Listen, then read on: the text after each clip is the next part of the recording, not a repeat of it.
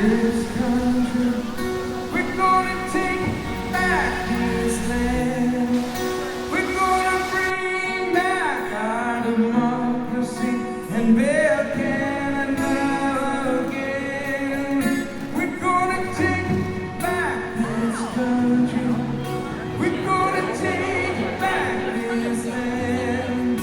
We're gonna bring back. Sure. So if the pipeline is mostly carrying diluted bitumen for export, then it's definitely not helping us in our supply of oil for Canada to start out with.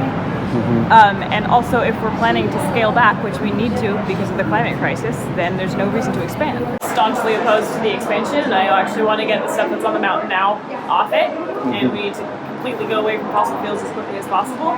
The expansion is kind of awful in every way possible, whether it be from the fact that there's no community consent, no Indigenous consent either. The process for consultation was a joke, in my opinion, but also in terms of local safety. How would you say it was a joke? Well, the people that went through it and supposedly were consulted do not consider themselves consulted. Do you see alternatives happening for Alberta in terms of alternative energy? And right now in Canada, I think it's 268,000 people are employed in renewables and only 62,000 in the oil and gas sector.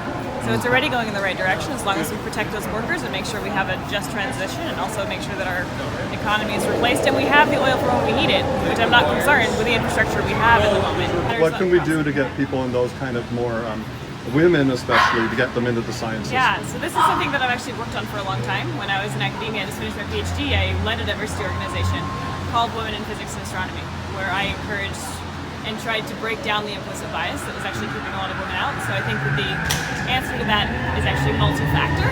So early on we need to talk about culture, and in our kind of education system when in elementary school we need to actually have the idea that going into the sciences is something that is natural and normal for people of any gender to do.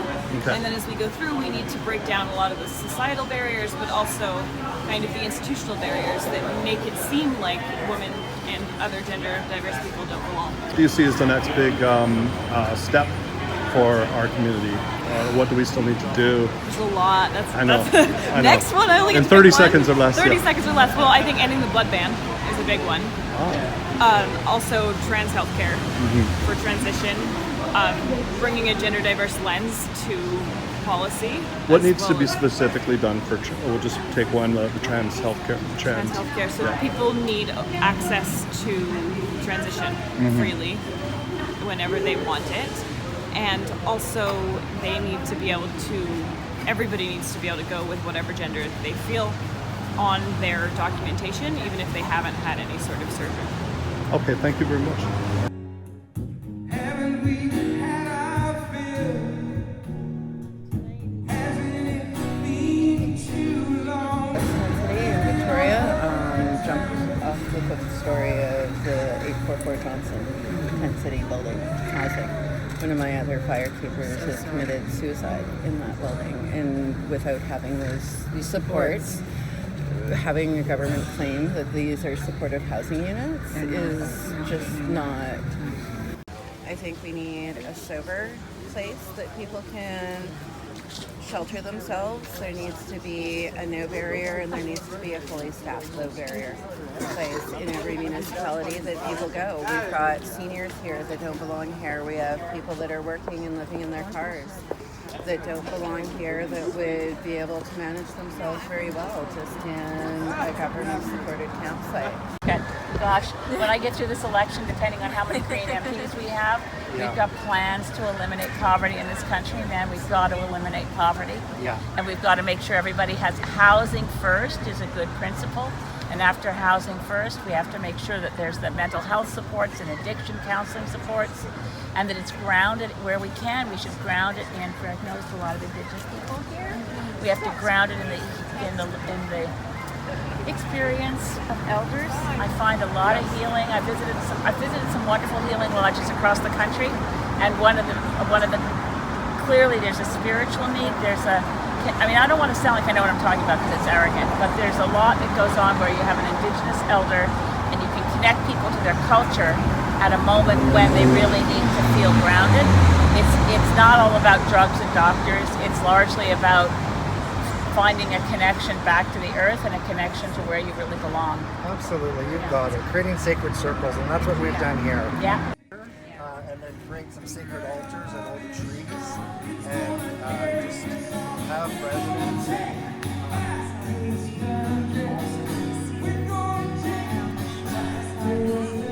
The people who lived on this land, the people who took care of this land, their love and prayers are still here.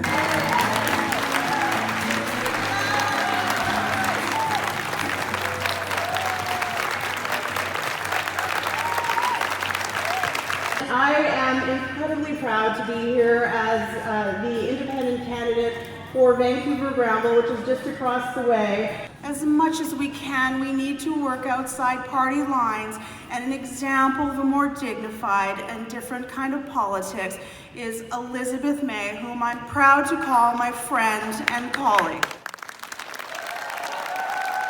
What we need to achieve to address the major issues facing our time, and I'm going to name three that I closely align with Elizabeth May and of course with the Green Party of Canada. That is addressing democratic reform, including electoral reform.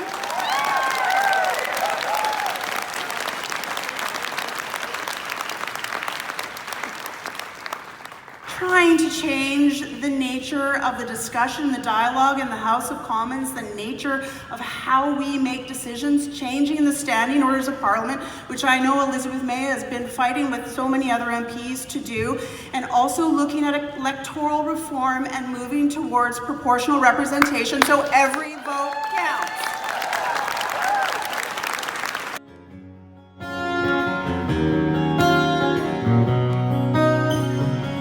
Form a rock and roll band. Fly night in the morning we land. Fly night to the satisfied. See the morning from the other side. You see, there were committees that looked at, is it possible to reduce greenhouse gas emissions in 15 years by 20%? And study after study in Sweden, in Australia, in the United States, and in Canada said, yes, it can be done.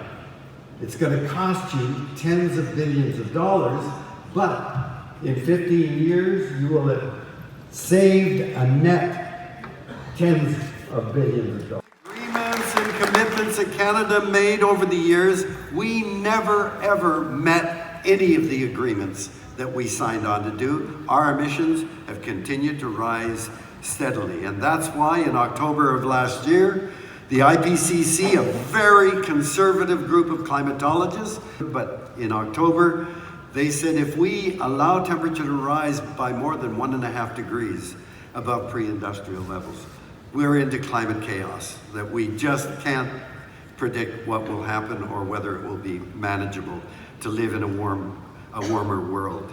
And they called for a 45% reduction in greenhouse gas emissions by 2030, 100% by 2050. We've already lost a year, and there doesn't seem to be much serious commitment to begin to reduce our emissions.